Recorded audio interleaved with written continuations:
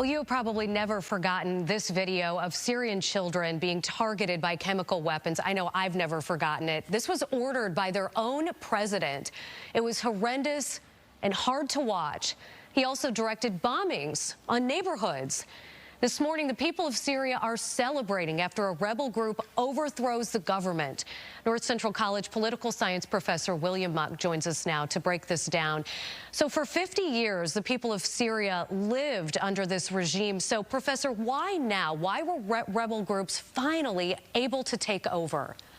Well, I think it's international dynamics. So Russia for a long time has been propping the Assad regime up, as well as Iran and Hezbollah. So we think about those two conflicts in the Middle East and Ukraine, they're suddenly pulled in different directions. And so a lot of Assad's support dwindled. And when that happened, suddenly these rebel groups were able to organize and push back against Assad. Now, it caught many of us off guard because this has been a 13-year civil war where there hasn't been much movement and it looked like Assad was going to retain power.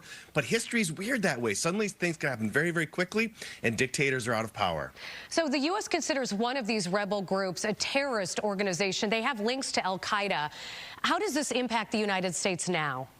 Well, it's complicated. Right now, this organization has said that they've severed ties with al-Qaeda, but it really complicates. The United States is still worried about that group. The question is that group better than dealing with other entities, right? And these are the hard conversations that states have to make when it comes to international politics.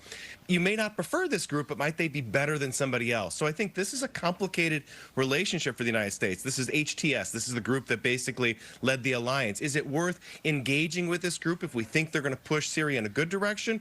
Or do we continue to remain distant? It's hard to know what either the Biden or Trump administrations, how they're going to handle this. And the United States, I didn't realize this, I learned it this morning, has about 900 troops already in Syria. President Joe Biden said overnight that the U.S. conducted 75 airstrikes on ISIS targets there in Syria.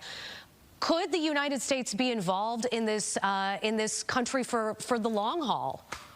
It's a really important question. I think the biggest security concern for the United States is making sure that ISIS doesn't return. So there are still small pockets in Syria, and so that's why the United States has a military presence there, and I think it's likely to remain for a while. And so that's what the United States government and military officials are going to be watching for. Is there any way in which ISIS could return? And so I think that's the biggest security concern for the United States, thinking about what do we do to prevent that from happening if there's a power vacuum. So I think that's really, really important for the U.S. interests. And also need to mention that Syria shares a border with Israel. What does this mean for them?